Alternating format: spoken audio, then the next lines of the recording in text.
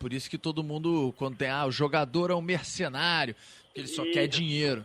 Tá ali, não tem amor ao clube, só tá pensando na grana do fim do mês, aquela coisa, né? Esse cara é um porque mercenário. exatamente. Rodolfo, sempre na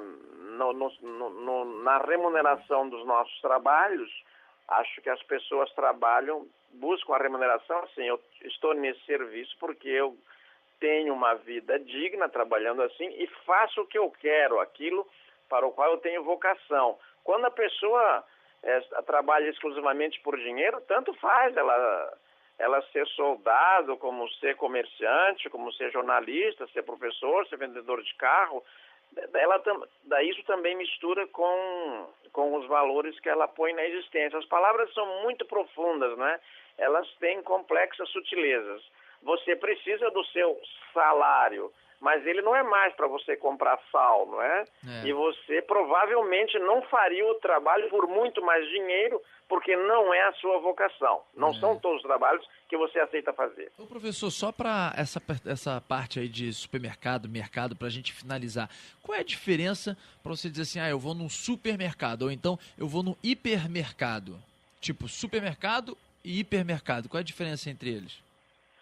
Olha, os dois critérios mais utilizados, Rodolfo, são o tamanho e o número de itens em oferta. Em geral, o mercado tem uma dimensão pequena comparada com um supermercado. Ele é maior do que uma loja, é maior do que uma bodega, é maior do que um armazém. Mas o que se estipulou e que tem mais vigência hoje nessa classificação é assim: um supermercado ele comercializa cerca de 10 mil itens, 8 mil a 10 mil itens.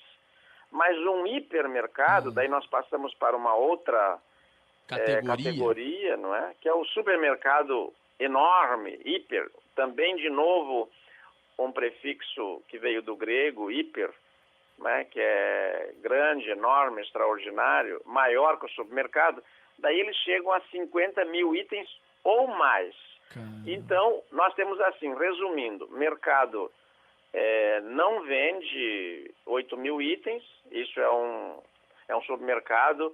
O mercado em geral, sei lá, ninguém diz assim o número, só diz que é menos de 8 mil. Isso, centenas de itens. Então, o mercadinho, aquele mercado, o básico que a gente conhece. O supermercado, então, chega a 8, 10 mil itens, e o hipermercado é quando passa lá de 20 mil, chega a 50, 70 mil itens, né? Isso. É aquela coisa gigantesca, bem norte-americana. E, professor, para finalizar, aliás, duas coisas. Para finalizar, primeiro, eu queria que você lembrasse o nome do livro que eu estou lendo. Eu estava lendo uma história maravilhosa sobre da onde que vem a expressão Deus dará. Né? Essa coisa tipo, eu tô a Deus dará, o fulano tá a Deus dará. Eu não sei, o professor pode dizer exatamente o lugar, o país onde isso surgiu e a época, mas a história é mais ou menos o seguinte: ficava lá um pedinte na rua, né, pedindo dinheiro, etc. A pessoa passava por ali, muitas vezes os ricos e pão duros e tal, e aí o rapaz pedia dinheiro e essa pessoa passava, não, Deus dará. Eu não vou dar não, né, mas Deus dará. E aí foi ficando, e a expressão Deus dará ficou para aquela pessoa que, tipo, fica Deus dará, fica ali largada esperando para ver se Deus dará alguma coisa. Eu não sei se a gente lembra aí o país e a época, mas eu vi essa história curta, maravilhosa, e queria mais uma vez recomendar o livro, para que assim que o professor colocar de novo aí nas livrarias, né, para que as pessoas possam comprar, porque realmente ele é delicioso. Rodolfo, muito obrigado por você estar falando do meu livrinho. Eu vi que você gostou, você ficou todo animadinho com ele. E realmente ele é bom de ler, né? Porque dá a história da expressão. Curtinho. Curtinho. Curioso. Muito bom, muito bem escrito. Muito obrigado. Ele se chama A Vida Íntima das Frases. Isso. Ele é pequeno, ao contrário do De Onde Vêm as Palavras, que está na 17ª edição da editora Lexicon, e que a cada edição ele traz mais palavras, tem um formato de um dicionário, mas explicando a viagem que cada palavra fez. Este outro, ele explica a origem de expressões como essa que você disse, que era... por que você usa ao Deus dará, alguém ficou ao Deus dará abandonado? Porque nasceu no Nordeste, em Recife, as pessoas que recusavam dar esmolas aos pedintes, lá no século XVII, um português que vivia lá, que era um negociante português muito pão duro, ele dizia sempre, quando alguém pedia esmola para ele, Deus dará. Ficou tão forte essa marca na pessoa dele que ele se chamava Manuel Álvares, e as pessoas passaram a chamar Manuel Álvares Deus dará, e o filho dele foi batizado como Simão Álvares Deus dará e registrado assim quando ele foi nomeado provedor-mor da fazenda no Brasil, Álvares Deus dará, Simão Álvares Deus dará, porque senão ele não seria reconhecido. Muito bom. E professor, para finalizar, tem muitos ouvintes escrevendo aqui para a Maíra Gama no WhatsApp, no 996236060, para registrar uma notícia triste de hoje. Não sei se o senhor quer comentar isso que eles estão falando, sobre a morte do poeta Manuel de Barros, aos 97 anos, né, Maíra? Exatamente. Tem os ouvintes falando aqui com a gente, pedindo para o senhor comentar um pouco sobre essa morte do poeta lá em Campo Grande, no Mato Grosso. Morreu hoje. Ele estava internado no pronto-socorro há 2 semanas e agora, enfim, foi confirmada a morte às 8 horas da manhã de hoje. Ele fez uma cirurgia para desobstrução do intestino e ele completaria 98 anos, professor, agora em dezembro.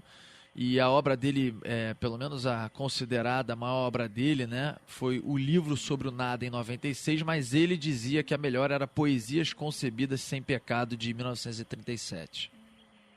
É verdade. Eu conheci o Manuel de Barros pessoalmente, o visitei algumas vezes em Campo Grande, quando eu escrevia meu romance Avante Soldados para Trás, porque a retirada da Laguna durante a Guerra do Paraguai se passou por ali.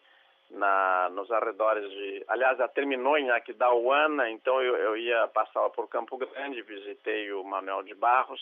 Era uma pessoa dulcíssima, maravilhosa, um grande poeta, muito atento às coisas da natureza, às coisas miúdas e com uma capacidade extraordinária de expressá-las numa poesia muito bonita. Ele sempre combinou simplicidade e sofisticação de uma forma que eu acho que isso que encanta as pessoas, que ele é capaz de falar de um lagarto, de uma lagartixa, de uma borboleta, de uma poça d'água, de uma gota de chuva com uma complexidade extraordinária, mas não assim empolado, né, de uma maneira simples.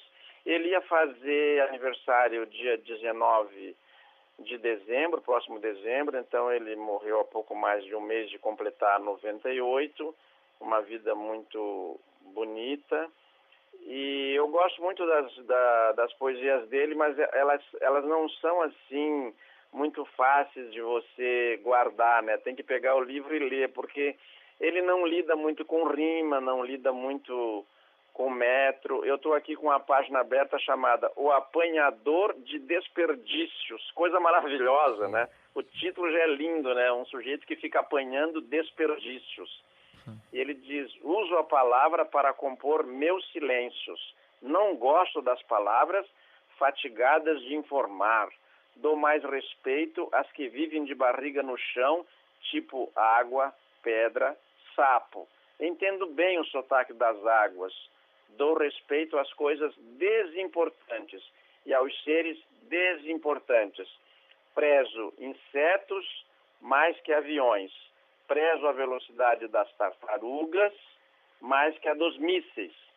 Tenho em mim um atraso de nascença. Eu fui aparelhado para gostar de passarinhos. Não é bonito? Maravilhoso, maravilhoso. Ele é muito bom. Muito bom.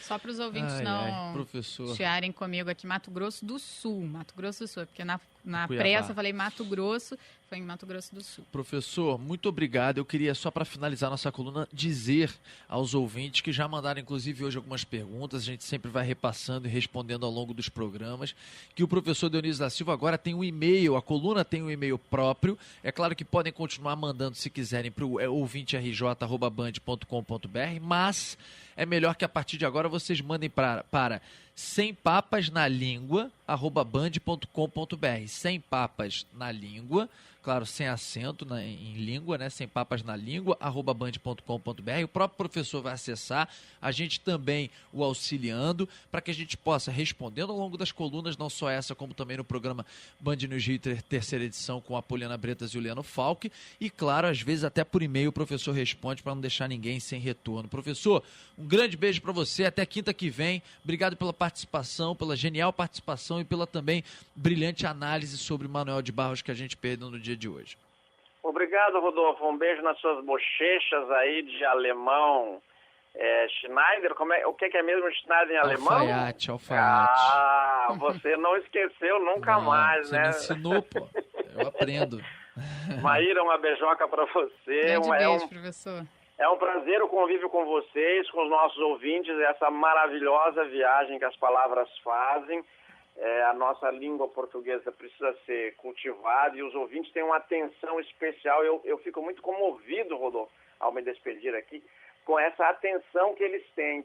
Todos estão assim encantados e curiosos de saber por que as palavras chegaram a designar o que designam e por que elas dizem isso que elas dizem para nós. Não é? Lá da antiga Grécia, da antiga Roma, da antiga África, dos povos indígenas, chegam essas palavras para enriquecer a língua portuguesa. Muito obrigado e até de repente. Até de repente. Tchau, professor.